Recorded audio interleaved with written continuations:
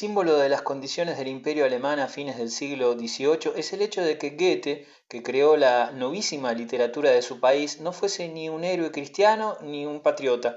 Su larga vida, que comienza en 1749 y termina en 1832, fue contemporánea con una época de transformaciones violentas y múltiples.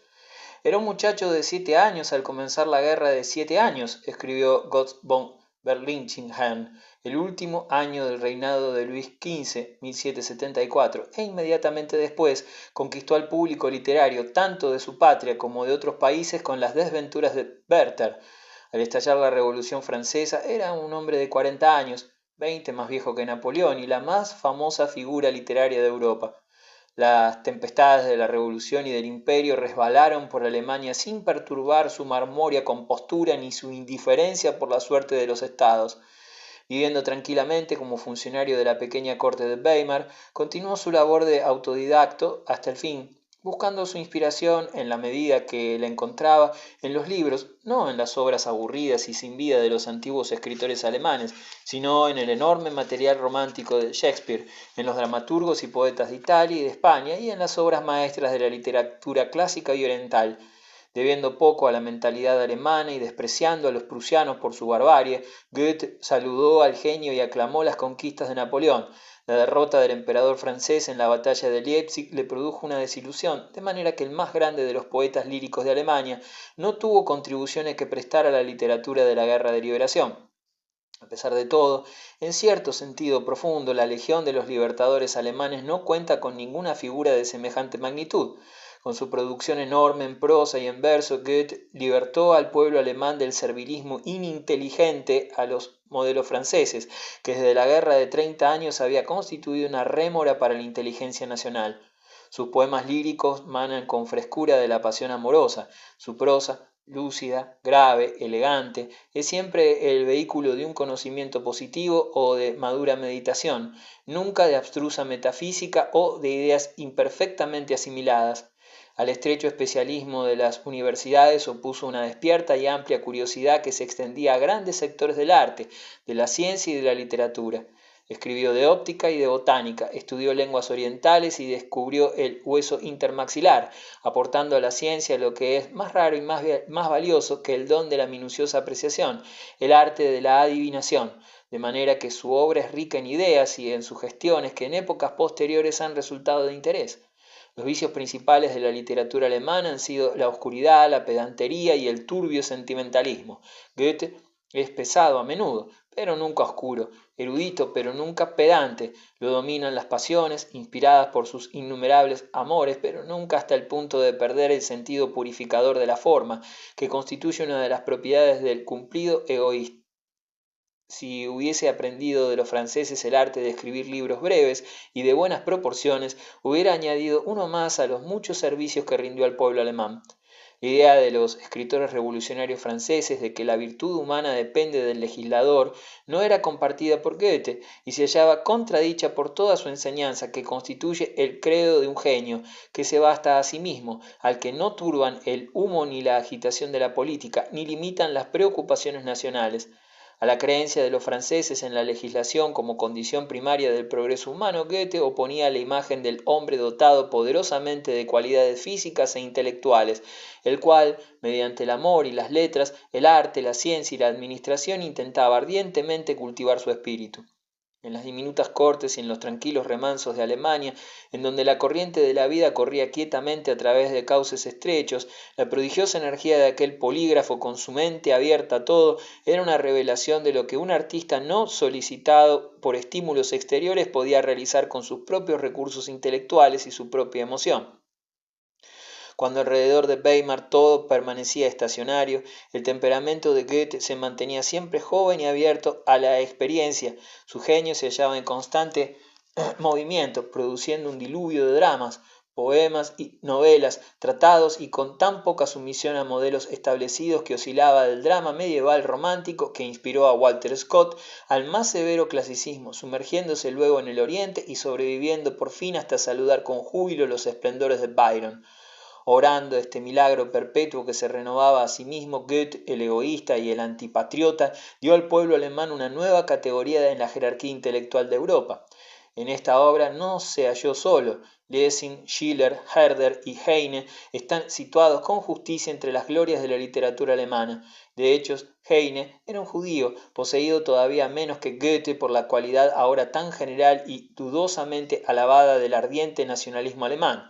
Heine, 1799-1856, cuya niñez transcurrió en Düsseldorf, cuando esta ciudad era la capital del Gran Ducado de Berg y parte del Imperio Napoleónico, prefería a los franceses a los alemanes y, como todos los judíos alemanes, veneraba a Napoleón, el libertador de la raza semítica. Solo Schiller sentía un entusiasmo político genuinamente alemán, pero incluso Schiller, 1759-1805, el más elocuente de los apóstoles alemanes, iba a fuentes holandesas para encontrar libres enseñanzas. Los movimientos tumultuosos de la mentalidad alemana en este período y la obra muy digna de ser tomada en consideración que realizaron muchos autores alemanes no fueron generalmente apreciados hasta que Madame de Staël publicó su brillante libro sobre Alemania, 1810. Entonces se descubrió que el pueblo avasallado por los ejércitos napoleónicos y tratado con el desdén adecuado a una raza humillada y sujeta, poseía un tesoro de poesía y de prosa contemporáneos que, en la extensión y profundidad de sus visiones y en la riqueza y originalidad de su forma, sobrepasaba cualquier obra recientemente realizada en cualquier lugar del continente europeo. Hacia 1815 Alemania resultó ser, no ciertamente una unidad política, sino una potencia en la literatura y en la ciencia. La cima espiritual alcanzada, la magnitud de su influencia espiritual, nunca las ha vuelto a tener, y es un hecho notable que el cenit de la literatura alemana coincide con una época de impotencia y división política en que Goethe y Schiller eran amigos en Weimar y en que el patriotismo alemán se hallaba a su más bajo nivel.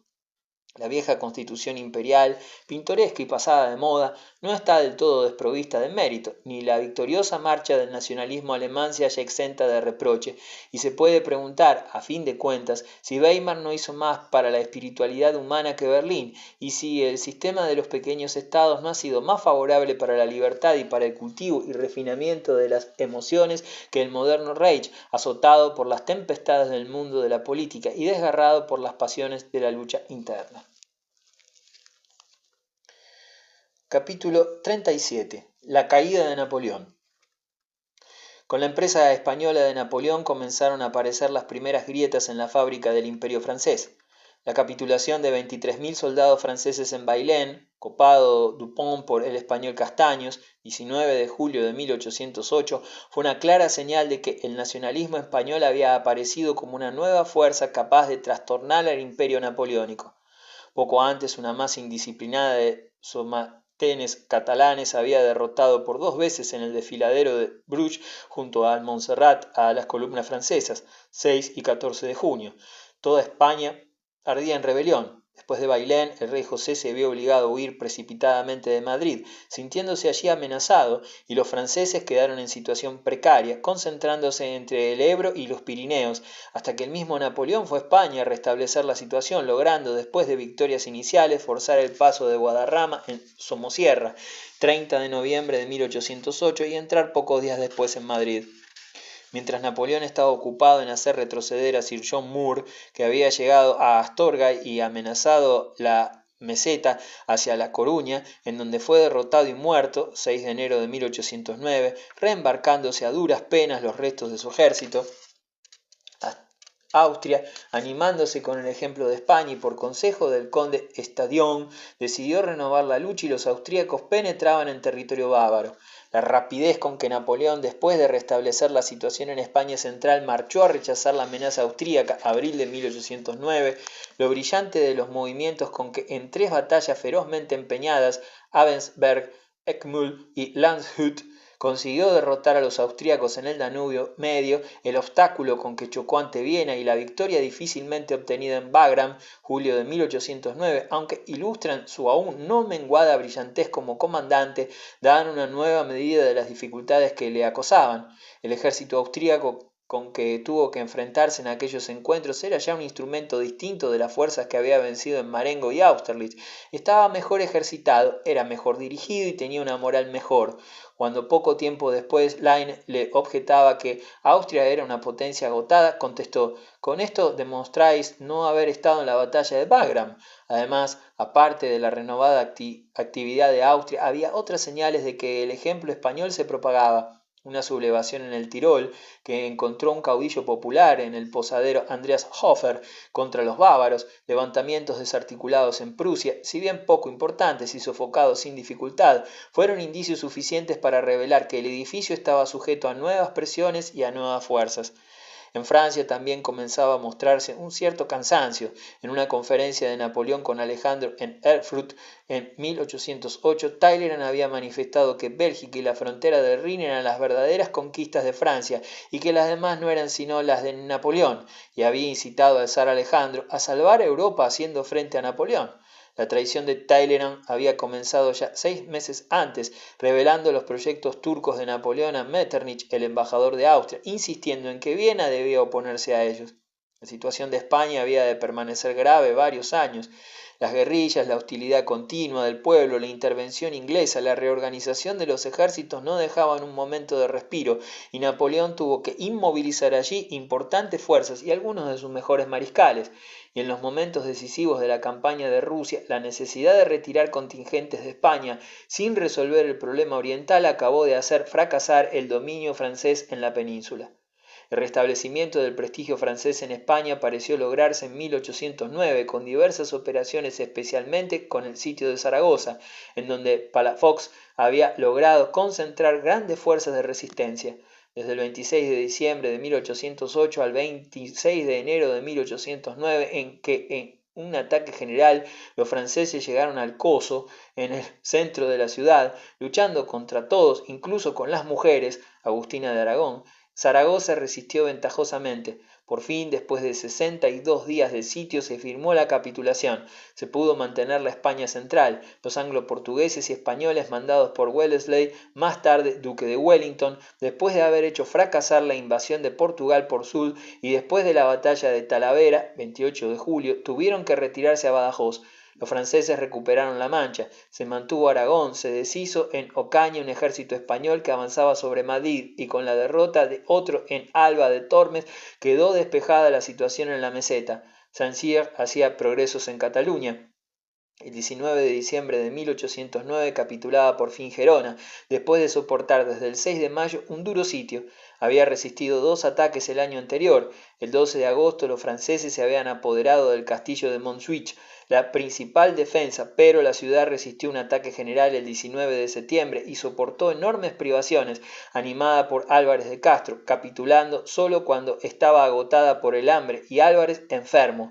Pero en la periferia Blake se mantenía en Valencia. Andalucía permanecía aún libre. Soult, después del fracaso de la invasión de Portugal, se había retirado a Galicia y aunque logró invadir Asturias, ocupar Oviedo y juntarse con Ney, al que habían dado mucho que hacer los guerrilleros, fue vencido en Puente Sampayo por los gallegos, que habían tomado Vigo y Santiago. El rey José trató de aprovechar el dominio obtenido del centro de España para ocupar Andalucía, logrando llegar a Sevilla en enero de 1810 y obligando a la regencia a refugiarse en Cádiz, en donde hubieron de reunirse las Cortes, que tuvo que resistir un largo sitio que no lograron resolver los franceses. José estuvo a punto de abdicar, molesto con Napoleón, porque se entendía directamente con sus generales y porque parecía querer incorporar a Francia el territorio español hasta el Ebro. Siguieron 2 años de luchas indecisas en que se desarrolla la guerra a muerte por los guerrilleros Juan Martín, el empecinado, y el cura Merino en Castilla, Porlier en el norte, La Mina y Renovales en Navarra, Milans, Manso, Eroles y Clarós en Cataluña, etc., y en que los ingleses toman la ofensiva. En julio de 1810, Macena, ocupada Ciudad Rodrigo, entró en Portugal y avanzó por Almeida y Coimbra, pero quedó paralizado ante las líneas fortificadas de Wellington en Torres Vedras, aislado del resto del ejército francés por las partidas y sin que consiguiese Soult socorrerle desde Andalucía, viéndose obligado a retirarse con gran dificultad. Macena, 14 de marzo de 1811, Entonces los ingleses emprendieron la ofensiva tomando Olivenza y Almeida. Después de la batalla indecisa de Fuentes de Oñoro en mayo, Beresford venció a Soult en Albuera 16 de mayo de 1811, impidiéndole llegar a Badajoz, y además los ingleses a fin de año atacaban a Ciudad Rodrigo. Los franceses tuvieron que abandonar Asturias y Astorga, acosados por las guerrillas. Solo Suchet consiguió algunos éxitos en 1811, logrando después de un sitio tomar y saquear Tarragona. En junio vencer a Blake en el Turia y sitiar a Valencia el 26 de diciembre y tomarla el 9 de enero de 1812.